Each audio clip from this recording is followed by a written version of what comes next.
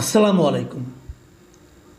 প্রিয় দর্শক, আমি শুরু থেকেই একটা কথা বলছিলাম যে এই সরকারের, এই অন্তর্বর্তীকালীন সরকারের, ডক্টর ইউনূসের এই অন্তর্বর্তীকালীন সরকারের সবচেয়ে প্লাস পয়েন্ট হলো দেশে সক্রিয় থাকা সকল রাজনৈতিক দলের কাছ থেকে তারা শুরু থেকেই সমর্থন পেয়ে এসেছে।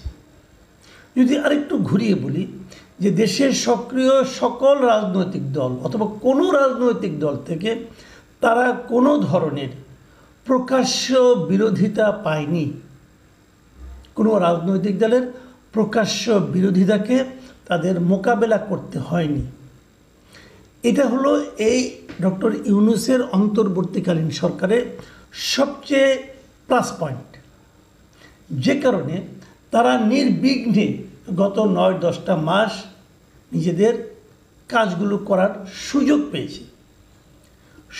পেয়েছে। কিন্তু করেছে কতটুকু?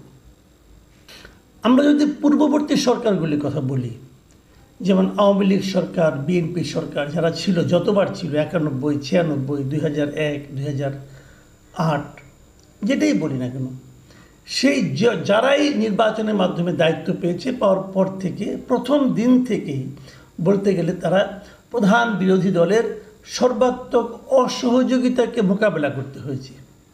একদিকে দেশ চালাতে হয়েছে, একদিকে বিরোধী দলের অসহযোগিতাকে মোকাবেলা করতে হয়েছে।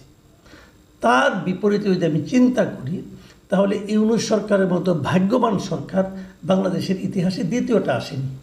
এমনকি দেশ স্বাধীন হওয়ার পর ৭২ সালে যখন বঙ্গবন্ধু সরকার দায়িত্ব গ্রহণ করলেন, তাদেরকেও কিন্তু জাসদের সক্রিয় বিরোধিতাকে মোকাবেলা করে অগ্রসর হতে হয়েছে। আমি এটাও বলেছিলাম যে এই সরকারের জন্য সবচেয়ে কঠিন অবস্থা তৈরি হবে যখন নাকি এই রাজনৈতিক দলগুলো ওনাদেরকে বিরোধিতা করতে শুরু করবে। এবং আমার কেন যেন মনে হয় সেই অবস্থায় আমরা এখন উপনীত হতে যাচ্ছি। আজকে মে দিবসের একটা অনুষ্ঠান ছিল পুরানা পল্টনে, নয়াপল্টনে, বিএনপি অফিসের সামনে। নয়াপল্টনের এই সভায় কত লোক হয়েছিল? আপনারা কেউ ওই সভায় যদি যেয়ে থাকেন তাহলে জানবেন। আমি টেলিভিশনে দেখেছি, আমি নিজেও যাইনি, আমি টেলিভিশনে দেখেছি, পত্রপত্রিকার ছবি দেখেছি। মে দিবসের কোনো সভায় যে এত লোক হয় এটা আমি এর আগে খুব বেশি একটা দেখিনি। তো এত লোক কেন হলো? আমি এটাকে একটু আমার মতো করে ব্যাখ্যা করি। আমি মনে করি এটা ছিল বিএনপির একটা পরিকল্পিত শোডাউন। বিএনপি দেখাতে চেয়েছে যে তাদের পক্ষের জনসমর্থনটা এখন কোন পর্যায়ে আছে। তেমন গুরুত্বপূর্ণ কোনো সভাও কিন্তু নয়। এটা নিয়ে যে অনেক দিন ধরে তারা খুব একটা দলীয়ভাবে সবাইকে আসতে বলে তাও না। জাতীয়তাবাদী শ্রমিক দলের একটা সভা, প্রচুর লোক হয়েছিল। এবং সেখানে তারেক রহমান সাহেব ভার্চুয়ালি যুক্ত হয়ে উনি কথা বলেছেন। তারেক রহমান সাহেব কী বলেছেন আমি সেই কথাগুলো আপনাদেরকে একটু আলোচনা করতে চাই। উনি একটা কথা বলেছিলেন যে আমি আপনাদের বলি, পড়ে শুনে, পত্রিকায় আমি যেভাবে পেয়েছি সেটাই আমি পড়ে শোনাচ্ছি আপনাকে। আমি টেলিভিশনেও দেখেছি। সেটা হলো অন্তর্বর্তীকালীন সরকারের প্রতি অনির্দিষ্টকালের জন্য সমর্থন অব্যাহত রাখা যৌক্তিক নয়। মানে এই যে অন্তর্বর্তীকালীন সরকার আছে ডক্টর ইউনূস সাহেবের, এই সরকারের প্রতি অনির্দিষ্টকাল ধরে যে সমর্থন তারা একদিন দিয়ে এসেছে, সেই সমর্থনটাকে অব্যাহত রাখার ব্যাপারে তারা এখন আর যৌক্তিকতা খুঁজে পাচ্ছে না। আকলমন্দকে লিয়ে ইশারাই কাফি। ডক্টর ইউনূসের এখনও সিদ্ধান্ত নিতে হবে তারা আসলে কি করতে যাচ্ছেন। কদিন ধরে কিন্তু আমরা শুনছিলাম নানাভাবে বলাবলি হচ্ছিল, নানাভাবে এক ধরনের ক্যাম্পেইন করা হচ্ছিল সোশ্যাল মিডিয়ার মাধ্যমে। কেউ কোনো ইনফ্লুয়েন্সার, কোনো যারা নাকি নিজেদেরকে অ্যাক্টিভিস্ট বলে থাকেন এবং যারা নাকি নিজেদেরকে হাসিনা সরকারের পতনের রূপকার হিসেবে নিজেদেরকে দাবি করে থাকেন, তাদের মধ্যে একটা টেন্ডেন্সি দেখা গিয়েছিল যে ইউনূস সরকারকে অনেক দিন পর্যন্ত টিকিয়ে রাখতে হবে। মিনিমাম 5 বছর তো বটেই। সেই দাবিদারদের জন্য তারেক রহমানের এই বক্তব্য একটা বড় ধরনের চপেটাঘাত বলে আমি মনে করি। কারণ এটি স্বাভাবিক ছিল, কারণ ওই সমস্ত ইনফ্লুয়েন্সাররা একই সঙ্গে এই কথাও বলার চেষ্টা করছিলেন, মানে ওনারা একদিকে ইউনূস সরকারকে টিকিয়ে রাখার চেষ্টা করছিলেন, আরেক দিকে এতে ডক্টর ইউনূসের সরকারেরও কেউ কেউ এক ধরনের হাত ছিল। তারা একদিকে ইউনূস সরকারকে টিকিয়ে রাখার চেষ্টা করছিলেন, আরেক দিকে বলার চেষ্টা করছিলেন যে রাজনৈতিক সরকারগুলোই এই দেশে যত দুর্ভোগ তার মূল কারণ। পাশাপাশি কেউ কেউ তো দল ধরে ধরে কখনো জামাতকে, কখনো বিএনপিকে, কখনো বামপন্থী দলগুলোকে ধরে ধরে তাদেরকে নানাভাবে বিব্রত করা, নানাভাবে তাদের বিরুদ্ধে সঠিক বেঠিক অর্ধসত্য মিশিয়ে তাদেরকে পাবলিকলি তাদেরকে মানে আপনার এক ধরনের হেয় প্রতিপন্ন করার চেষ্টা করছিল। তো রাজনৈতিক দলের পক্ষে কী করা সম্ভব? তারা তো প্রত্যেককে ধরে ধরে বলতে পারবে না। এবং রাজনৈতিক দল হিসেবে তারা কি বলেছে যে আপনারা ডিসেম্বরের মধ্যে নির্বাচন দেন। দেশটা কার চালানো উচিত সেটা জনগণই ঠিক করুক। এই যে জনগণের ঠিক করার যে কথাটা বলে দেওয়া, এটা কিন্তু শুরুর থেকে জনগণও তাই চাচ্ছে। আমি মনে করি সবাই চায়। আমি তো চাই যে আমি আমার মতামতটা জ্ঞাপন করব, আপনি আপনার মতামতটা জ্ঞাপন করবেন। দেশের যত ভোটার আছে, 10 কোটি 12 কোটি যত ভোটার আছে, সবাই যার যার মতামত দেবে। আমি কেন সমস্ত জনগণের দায়িত্ব নিচ্ছি? কেন ডক্টর ইউনূস জাতিকে বলতে যান যে অন্তর্বর্তী সরকারকেই নাকি জনগণ মানে খুবই সহজ বিকল্প মনে করছে? এই কথাটা উনি কী করে বলেন আমি বুঝতে পারি না। উনি নিজেরকে টিকিয়ে রাখার জন্য, নিজের শাসনকে দীর্ঘায়িত করার জন্য এই ধরনের কথা যখন উনি বলেন, তখন কিন্তু এর মধ্যে এক ধরনের কি বলবো নির্লজ্জতাও প্রকাশ পায়।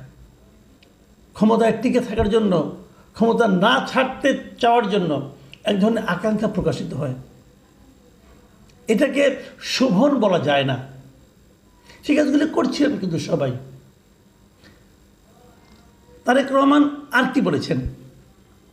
তিনি এই কথাটা বলেছেন কিন্তু একদম স্পষ্টভাবে বলেছেন যে কেন তাড়াতাড়ি ওনারা নির্বাচন, ওনারা কেন ডিসেম্বরের মধ্যে নির্বাচন চান, এই জিনিসটা ক্লিয়ার করেছেন। তারেক রহমান বলেছেন, শুনুন, ফ্যাসিবাদ মুক্ত দেশে জনগণের ভোটে জবাবদিহিমূলক সরকার প্রতিষ্ঠার জন্য বিএনপি সহ গণতান্ত্রিক রাজনৈতিক দলগুলো অন্তর্বর্তী সরকারকে নিঃশর্ত সমর্থন দেওয়া অব্যাহত রেখেছে। তবে গণতন্ত্রকামী জনগণ মনে করে অন্তর্বর্তী সরকারের প্রতি অনির্দিষ্টকালের জন্য সমর্থন অব্যাহত রাখা যৌক্তিক নয়। পলাতক স্বৈরাচার দেশে আর যাতে মাথাচাড়া দিয়ে ওঠার সুযোগ না পায়, এজন্য জনগণের কাছে জবাবদিহিমূলক সরকার প্রতিষ্ঠা অত্যন্ত জরুরি। এই যে শেষ বাক্যটা, এটা হলো খুব ইম্পর্টেন্ট।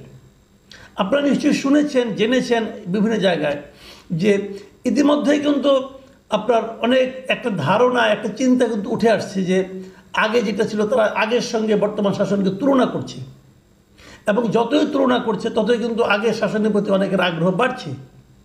কেন বাড়ছে আমি জানি না, যৌক্তিক কিনা আমি তাও জানি না, বাট একটা প্রবাদটা আমাদের এখানে আছে যে যায় দিন ভালো। তারা মানুষ আগের যে দুঃসহ অবস্থা সেটাকে মানুষ দ্রুতই ভুলে যেতে চায়। কেন চায় আমি বলতে পারবো না, কিন্তু এই ধরনের ঘটনা কিন্তু অনেক জায়গায় ঘটছে। তো সেইটার দায়টা যে পড়ছে কার উপর? ঘটনা ঘটাচ্ছে অন্তর্বর্তীকালীন সরকার, কিন্তু ক্ষতির ভাগটা নিয়ে যেতে হচ্ছে পলিটিক্যাল পার্টিগুলোকে। পলিটিক্যাল পার্টিগুলো এটা মানবে কেন? এই জন্যই যদি তারেক রহমান বলে থাকেন যে আপনি নির্বাচন দেন, নির্বাচনের পর যখন একটা গণতান্ত্রিক সরকার আসবে, জনগণের ভোটের দ্বারা নির্বাচিত সরকার আসবে, তারা ঠিক করবে কীভাবে কী করতে হবে, এবং তখন তারাই কিন্তু তাদের ইমেজ রক্ষার্থে জনগণের সেবার জন্য যা যা করা প্রয়োজন তা করবে। যদি তারা খারাপ কাজ করে, জনগণ আবার তাদের ছুঁড়ে ফেলে দেবে, সেই উদাহরণও তো আছে। সেদিকেই যাওয়া লাগবে। এই কথাটা যে বলেছে, আমি মনে করি এটা একটা রাজনৈতিক বক্তব্য হিসাবে অত্যন্ত স্পষ্ট বক্তব্য। এবং যে কথাটা শুরুতেই বলেছিলাম যে সেই যে একটা আরাম বোধ, অন্তর্বর্তীকালীন সরকার কেউ তাদের বিরোধিতা করছে না, সেই আরামটা বোধ হয় শেষ হতে যাচ্ছে। তবে আমি একটা কথা বলে, ছোট্ট একটা কথা বলে শেষ করি। এই মে দিবসের অনুষ্ঠানে বক্তব্য দিয়েছেন মির্জা আব্বাস সাহেব। উনিও ছিলেন সেখানে। উনি একটা কথা বলেছেন, ওনার এই কথাটা আমার একেবারেই পছন্দ হয়নি, এবং এই কথাটাকে আমি দেখলাম প্রথম আলো পত্রিকা মির্জা আব্বাসের কথাটাকে বেশি গুরুত্ব দিয়ে শিরোনাম করে ছেপেছে। মানে এই ছাপার মধ্যে অন্য কোনো মতলব আছে কিনা আমি বলতে পারবো না, বাট আমার কাছে মনে হয়েছে যে মির্জা আব্বাসের মতো নেতার বক্তব্য আগে আমি ওখানে তারেক রহমানের বক্তব্য নিয়ে কোনো লেখাও পেলাম না, হয়তো পরবর্তীতে আসবে, আমি জানি না। সেখানে কি বলেছেন উনি বলেছেন 17 বছর গাছের গোড়ায় পানি দিয়েছি আমরা, আর ফল খেয়েছেন আপনারা। এই কথাটা না আমার কাছে খুব আপত্তিকর লেগেছে। মানে উনি বলার চেষ্টা করেছেন গত 17 বছর ধরে এই আওয়ামী লীগ সরকারকে দুর্বল করার জন্য গাছের গোড়ায় পানি টানি দিয়ে গাছটাকে মূলে শেকড়ের মধ্যে নরম করে দিয়েছে বিএনপি, এবং নাড়া দিয়ে গাছটাকে ফেলে দেওয়ার দায়িত্ব যারা নিয়েছে তারা এখন সে ফল খাচ্ছে। বিষয়টা এরকম না রে ভাই, দেশ চালানোর দায়িত্ব পাওয়াটা ফল খাওয়ার সঙ্গে চিন্তা করেন না। আপনাদের এই চিন্তাটা কিন্তু মানুষকে আহত করে। রাষ্ট্রীয় ক্ষমতায় যাওয়া, সরকারে যাওয়াটা এটা ফল খাওয়ার আনন্দের ব্যাপার নয়। আপনি মন্ত্রী হচ্ছেন, আপনি প্রধানমন্ত্রী হচ্ছেন, আপনি তো একসময় পূর্তমন্ত্রী ছিলেন, যাই হোক আপনি দায়িত্বে যাওয়া, এটা কিন্তু দায়িত্ব, এটা কিন্তু আনন্দ নয়, এটা লটারি প্রাপ্তি নয়। আপনারা এমনভাবে বলতেছেন যে মন্ত্রী হলে বোধহয় আপনার বিশাল কিছু হয়ে যাবে। কেন বিশাল কিছু হবে? আপনি মন্ত্রী হওয়া মানে কি? আপনি একটা নির্দিষ্ট বেতন পাবেন, ভাতা পাবেন। তো আপনার জন্য যে ধনী মানুষ তাদের তো মন্ত্রী হওয়ার দরকারই নেই। তাহলে ফল খাওয়ার সঙ্গে তুলনা কেন হচ্ছে? কিসের ফল? ক্ষমতায় যাওয়াটা কেন ফল খাওয়ার ব্যবস্থা করা? আমি মনে করি রাজনৈতিক নেতৃবৃন্দের দৃষ্টিভঙ্গিটা চেঞ্জ করতে হবে। মন্ত্রী হওয়া মানে বাড়তি দায়িত্ব মাথায় নেওয়া। আপনার শারীরিক অবস্থা, আপনার মানসিক অবস্থা যদি ঠিক না থাকে, আপনি সেই দায়িত্বে যাওয়া ঠিক না। তাহলে মানুষের গালি খাবেন। আপনারা মনে করেন কি মানুষ গাইলাক সমস্যা নাই, আমি তো মন্ত্রী হয়েছি, আমি আমার আত্মীয় স্বজনকে অনেক কিছু পাওয়ার ব্যবস্থা করে দেবো, আমি নিজে মাল কামাই করব, এইগুলো মানসিকতা আছে বলেই কিন্তু দেখুন এইগুলো আছে বলেই কিন্তু আপনার ব্যাপারে নানা ধরনের সোশ্যাল মিডিয়ায় লেখালেখি হচ্ছে, আপনার উৎস নিয়ে টান দেওয়া হচ্ছে। ভালো লাগে এগুলো শুনতে। আমার মনে হয় কথা বলার সময় এখন থেকে প্লিজ সতর্ক হবেন। প্রিয় দর্শক, আমরা সবারই সতর্কতা অবলম্বন করুক, এটা চাই। কি ডক্টর ইউনূস, কি মির্জা আব্বাস, কি তারেক রহমান, কি ডক্টর শফিকুর রহমান জামাতের, সবাইকে বলবো কথা বলার সময় কেয়ারফুলি বলুন, এমনভাবে কথা বলুন যেন জনগণ মনে করে আপনি জনগণের কথা ভাবছেন। কিন্তু জনগণ যদি মনে করে আপনি আপনার নিজের কথা ভাবছেন, তাহলে জনগণ আপনার কথা ভাবা বন্ধ করে দেবে। প্রিয় দর্শক, এখন এই পর্যন্তই। আল্লাহ হাফেজ।